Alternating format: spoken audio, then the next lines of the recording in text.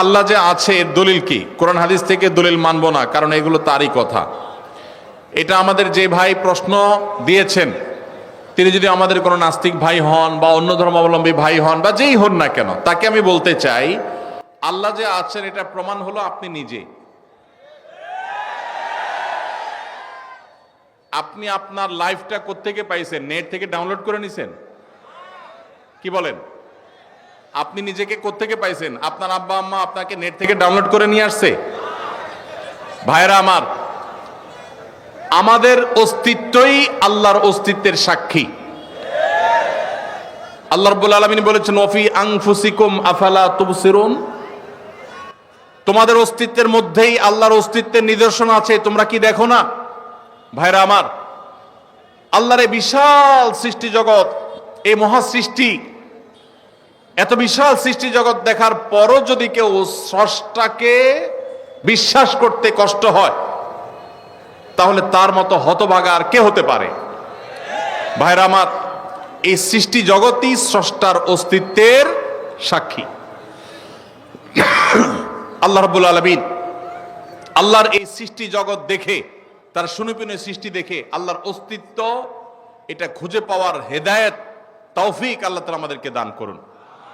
ভাইরা আমার, আমরা যদি আমাদের অস্তিত্বের দিকে তাকাই, আল্লাহ সৃষ্টির দিকে তাকাই, সূরা মুলকে শুরুর আয়াতগুলো যদি অনুবাদ সহকারে আপনি পড়েন, কোরআন জুড়ে আল্লাহ রাব্বুল আলামিন যে বলেছেন আল্লাহ রাব্বুল আলামিনের সৃষ্টি শৈলী নিয়ে, সেগুলো যদি আপনি অধ্যয়ন করেন, পড়েন, তাহলে দিনের আলো মতো পরিষ্কার হবে যে আল্লাহ রাব্বুল আলামিনের অস্তিত্ব এটা ওয়াজিবুল উজুদ, এটার অস্তিত্বহীনতা কখনো কল্পনা করা যায় না।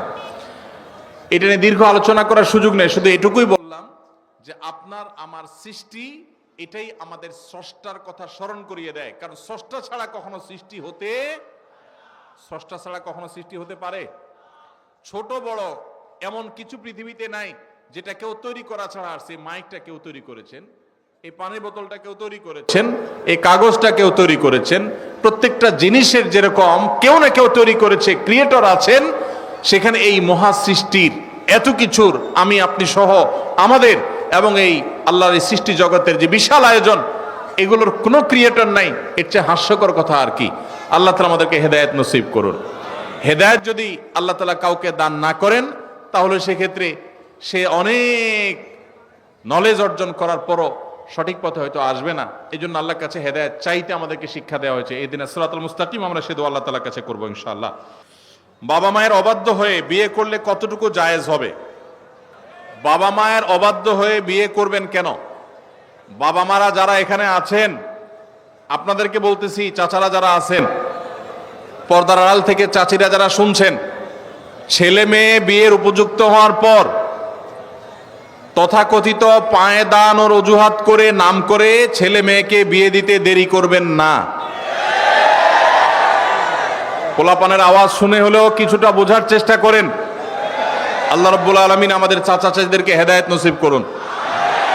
ওনারা যেন আমাদের ছেলে মেয়েদের কষ্টটা বুঝেন, আল্লাহ তাআলা সেই তৌফিক নসিব করুন। বাবাজিরা, আপনারা যে বয়সে বিয়ে করেছেন, আপনার ছেলেকে কিন্তু তার চাইতে আর্লি দিতে হবে। কেন দিতে হবে? কারণ আপনাদের আমলে ফেসবুক ছিল না, এখন ফেসবুক বাইর হয়েছে। আপনাদের আমলে স্মার্টফোন ছিল না, এখন টাচ মোবাইল বাইর হয়েছে।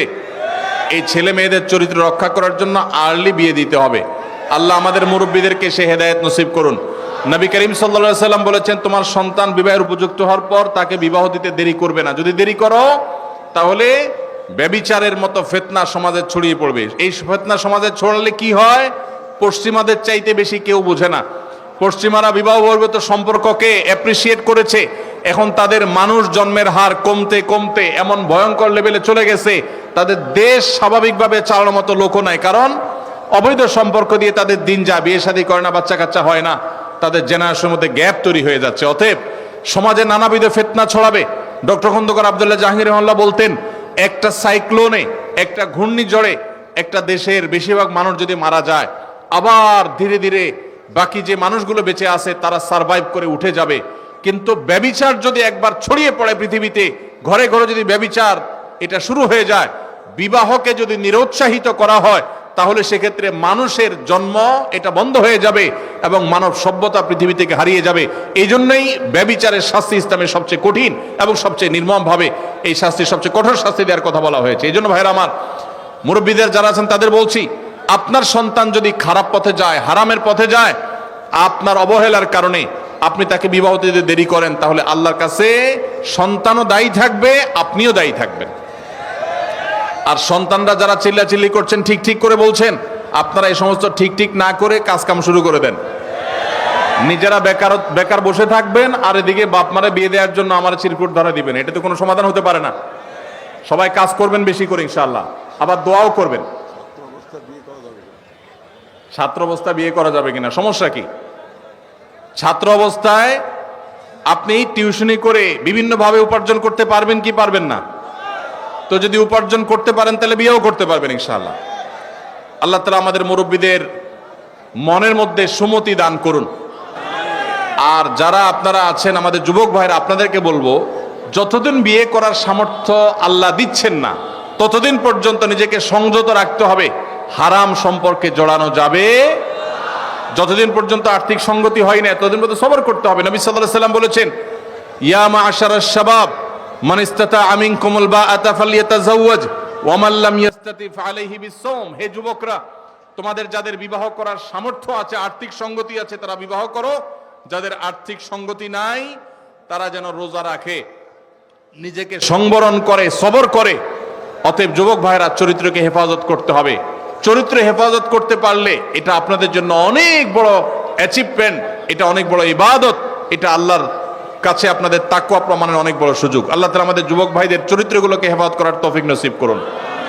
মনে রাখবেন, যদি যৌবনকে হারাম সম্পর্ক দিয়ে আপনি কালিমা যুক্ত করেন, এটাকে রিকভার করা এত সহজ নয়।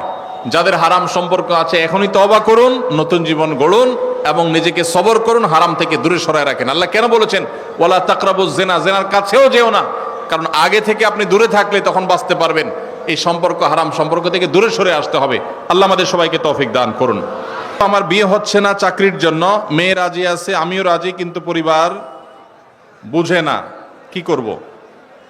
এটা তো আমরা বলেছি, আপনার যখন আর্থিক সঙ্গতি নেই তখন শরীয়ত আপনাকে বিয়ে করতে বলে না, আপনাকে রোজা রাখতে বলে। কি রাখতে বলে? রোজা রাখলে, সিয়াম পালন করলে আত্মনিয়ন্ত্রণ করবেন আপনি, সেটা বলেছে। আপনি পরিবারের দোষ দিচ্ছেন কেন?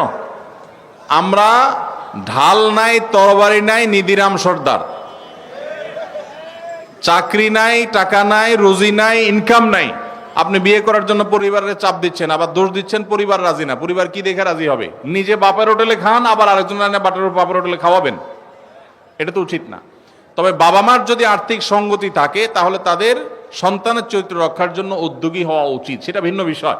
কিন্তু সন্তান বাবা মার উপর এটা চাপাই দিতে পারেন না। এই জন্য উপার্জন করা শুরু করেন। মুশকিল হলো বেশিরভাগ বাবা মা মনে করেন পায়ের উপর দাঁড়ানো মানে লাখ লাখ টাকার মালিক হওয়া।